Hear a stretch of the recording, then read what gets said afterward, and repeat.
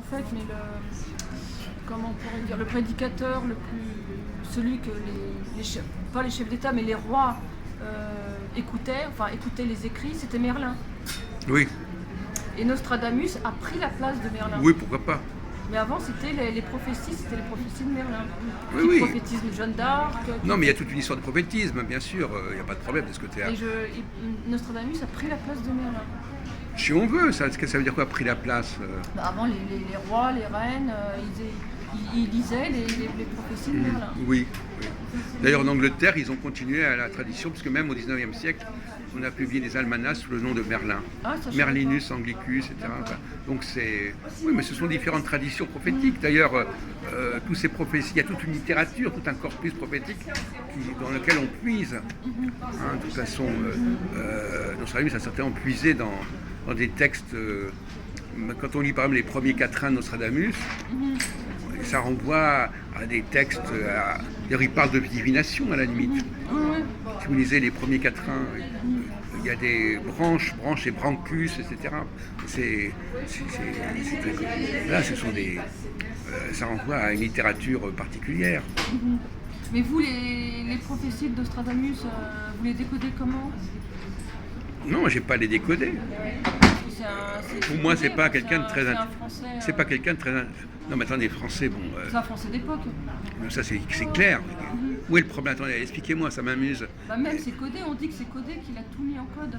Il pouvait pas mettre par écrit d'une manière normale, donc il a tout. Non, mais ça, c'est le problème de la poésie. La poésie... Oh, c'est de la poésie? Oui, oui, ce sont des quatrains.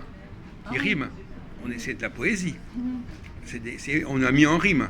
Il y a des textes. On prend des textes et puis on les remanie pour que ça fasse un quatrain. Donc le matériau de départ, lisez par exemple Pierre Brindamour sur Nostradamus et l'astrologie, etc. C'est paru en 93 aux éditions Klingsik, je crois, etc. Vous n'avez pas l'air de connaître grand. Vous savez, dans ce domaine-là, il y a énormément de chercheurs très très sérieux. Il y a François Rousse qui a écrit aussi sur Nostradamus. Oui, bien sûr, mais il faut lire des gens comme Michel Chomara, comme Patrice Guinard, comme Robert Menazra. Il y a des gens beaucoup plus sérieux qui sont venus après.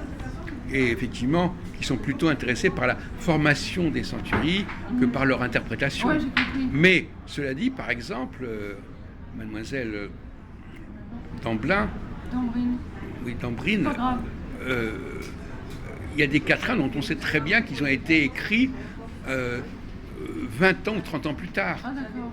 Et qui parlent d'événements. Alors évidemment, c'est assez amusant, parce que, on va dire, ils parlent d'événements tardifs.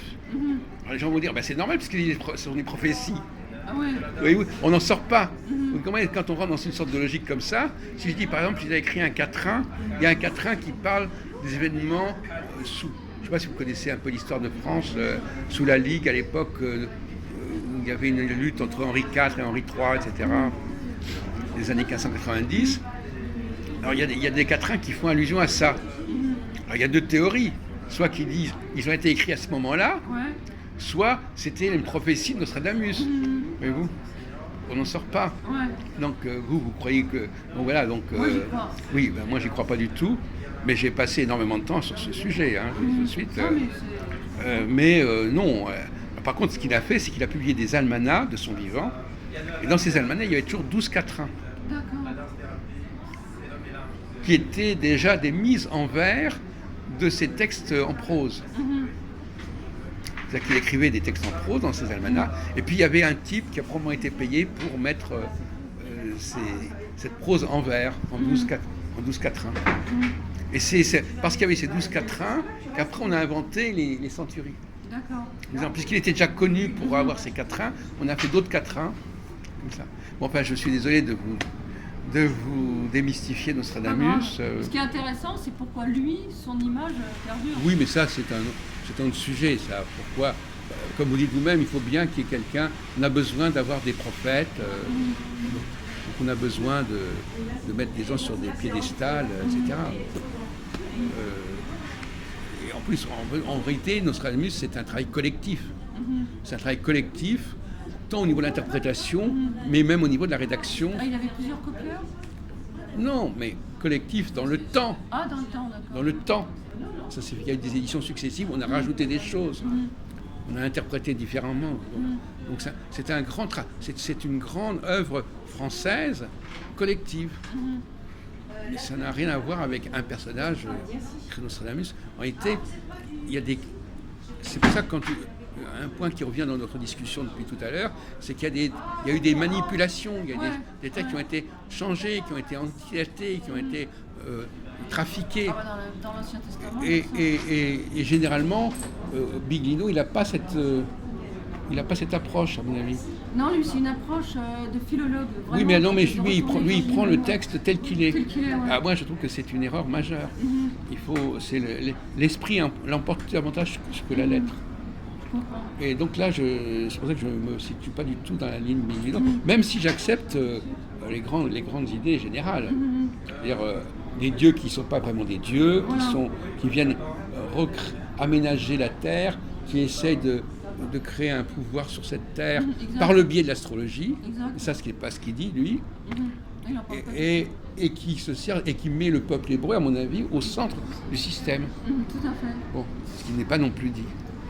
Alors, effectivement, la question, c'est de savoir, si on veut reprendre sur Sumer, il y avait probablement un matériau premier qui existait, et après, il a été restructuré dans ce sens. Mais pas simplement restructuré simplement d'un point de vue littéraire. On a mis en place une structure.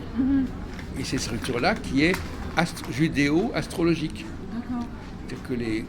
Et alors, moi, j'attache beaucoup d'importance, je ne sais pas ce que vous en pensez, à tout ce qui est génial et leader.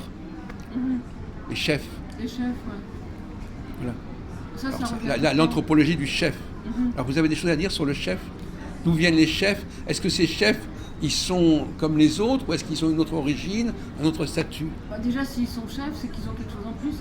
Oui, d'accord, mais est-ce que... Parce que moi, je considère que c'est très important.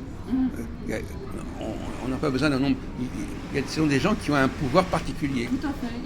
Qui ont un charisme particulier.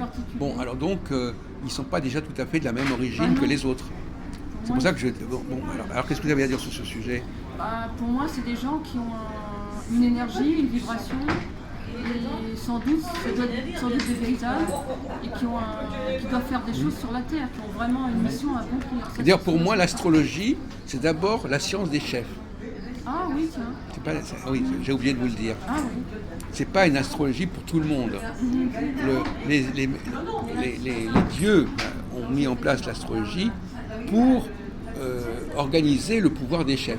Ah oui, tout à fait. Et pas pour l'humanité basique. Oui, mais à l'origine, l'astrologie et les planètes, c'était aussi, vu qu'ils venaient des planètes, c'était pour voir la marche des étoiles, des planètes, pour pouvoir se déplacer dans l'espace. Mais ça, c'est autre chose. Oui, c'est autre chose. Non, mais ça, c'est un autre problème. Mais ils sont arrivés dans notre région, si on peut dire. Il y avait évidemment un système solaire. Il y avait des planètes qui gravitaient autour. Ils ont tout restructuré. Tout à fait. Ils ont restructuré l'ADN du système solaire et l'ADN de l'humanité. Exact. Il y a même des planètes qui ont été détruites. Oui, il y a la fameuse histoire des astéroïdes. Oui, tout à fait. Entre Mars et Jupiter. Alors, oui, ça, effectivement, elle était dans la mode, effectivement. Et puis, alors, je crois qu'effectivement, c'est là qu'il y a un débat. Mais ça, c'est un débat astrologique. Je ne vais pas vous embêter avec ça. Quelles sont les planètes qui sont utilisées en astrologie? Parce qu'il y a des planètes qui sont invisibles à l'œil nu. Donc, on ne pouvait pas les utiliser. Bon. Donc, pour moi, les 3 planètes qu'ont mis en place ces dieux, c'est Mars, Jupiter et Saturne. Ce sont celles-là qui sont opérationnelles. Ouais, pas les autres. Pas les autres. De base. Non, parce que c'est pas seulement pour servir de base. Elles entraînent un rythme, un cycle qui va déterminer le fonctionnement de la société. Ouais, mais elles ont servi de base pour d'autres races extraterrestres. Oui, mais on a pu très bien servir d'autres planètes que celles-là. Moi, je parle des 3 planètes qui servent de code. Bon, maintenant, en tout cas, je vous invite à lire mon ami Jean Saindy, S-E-N-D-Y, N-D-Y, qui déjà dans les années 70 avait publié tout un ensemble de travaux là-dessus, sur les extraterrestres, la Bible et les extraterrestres. Donc c'est pas... Et je suis sûr que Mauro Biglino a dû lire ça. Enfin, ça m'étonnerait qu'il n'ait pas lu. C'est paru dans la collection Lafon et chez J'ai lu, petite collection rouge chez J'ai lu. Oui, oui, oui. Donc vous verrez, lisez ça si vous avez. Je peux vous les prêter d'ailleurs ces livres si vous voulez. Oh non, non, je peux